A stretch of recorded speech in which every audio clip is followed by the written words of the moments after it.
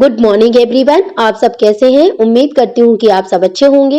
इस छोटे से वीडियो में हम बुद्धि टॉपिक पर बात करेंगे जो कि आपके एग्जाम के लिए काफी हेल्पफुल रहने वाला है। इस टॉपिक से आपके एग्जाम में क्वेश्चन जरूर पूछा जाता है, तो इस वीडियो को आप शुरू से अंत तक जरूर देखिए। कई मनोवैज्ञानिक हैं जो कि बुद्धि को लेकर अपना अपना मत दिए हैं। इनमें से हम कुछ इंपॉर्टेंट मनोवैज्ञानिकों के बारे में पढ़ेंगे जो कि बुद्धि को लेकर क्या कहते हैं। सबसे पहले हम बात करेंगे वुड्रा के अनुसार। वुड्रा के अनुसार बुद्धि ज्ञान अर्जित करने की क्षमता है। दूसरा है रायबर्न। रायबर्न बुद्धि को लेकर कहते हैं कि जो हमें समस्याओं के समाधान, उद्देश्यों को प्राप्त करने की क्षमता प्रदान करती है वह हमारी बुद्धि होती है। बुद्धि की कुछ विशेषताएं हैं, जैसे बुद्धि व्यक्ति की जन्मजात शक्ति है। यह शक्ति जो होती है वंश परंपरा से प्राप्त होती है। बुद्धि व्यक्ति को विभिन्न बातों को सीखने में सफलता प्रदान करती है।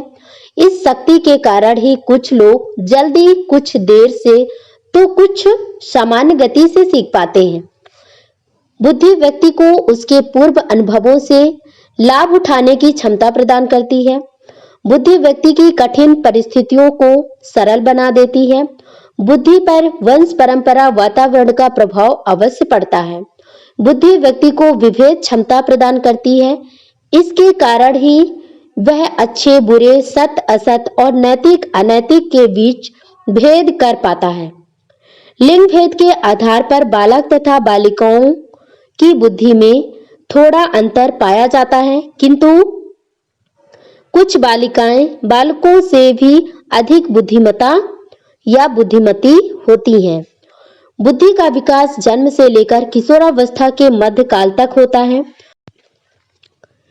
बुद्धि के सिद्धांत की बात करें तो स्टर्न, विने, टर्मन ने एक तत्व सिद्धांत प्रस्तुत किया है। इस सिद्धांत के अनुसार बुद्धि एक अखंड अविभाज्य इकाई होती है। आजकल मनोवैज्ञानिक इस सिद्धांत को नहीं मानते। स्पीयरमैन द्वितत्व सिद्धांत के प्रवर्तक हैं। उनके अनुसार बुद्धि के दो तत्व या दो खंड है। पहला सामान्य तत्व, दूसरा विशिष्ट तत्व। सामान्य तत्व जन्मजात होता है, वह इसमें बुद्धि या कमी नहीं होती। जीवन में वह व्यक्ति अधिक सफलता प्राप्त करता है जिसमें सामान्य तत्व अधिक होता है। इसके विपरीत विशेष तत्व को अर्जित किया जा सकता है। जिस व्यक्ति में जिस विशेष तत्व की प्रधानता होती है वह उसी में निपुणता प्राप्त करता है। स्पीयरमैन ने द्वितत्व सिद्धांत में एक तत्व और जोड़ दिया है, समूह तत्व का सिद्धांत। तीन तत्व सिद्धांत का प्रतिपादन किया है। कैली और थर्स्टन ने बहुमानसिक योग्यता सिद्धांत का प्रतिपादन किया है।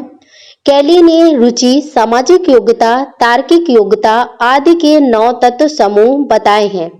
थर्स्टन ने बुद्धि के 13 तत्व खंड बताए हैं। गाइफे थॉमसन ने बहुतत्व सिद्धांत का प्रतिपादन किया है।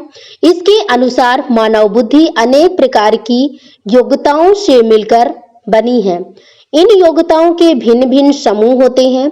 एक समूह की योग्यता में परस्पर सामान्यता, जैसे विज्ञान समूह में भौतिक, रसायन, जीव विज्ञान। बर्ट बर्मन ने क्रमिक विकास का सिद्धांत का प्रतिपादन किया है। उन्होंने मानसिक योग्यताओं को विभिन्न स्तर प्रदान किए हैं।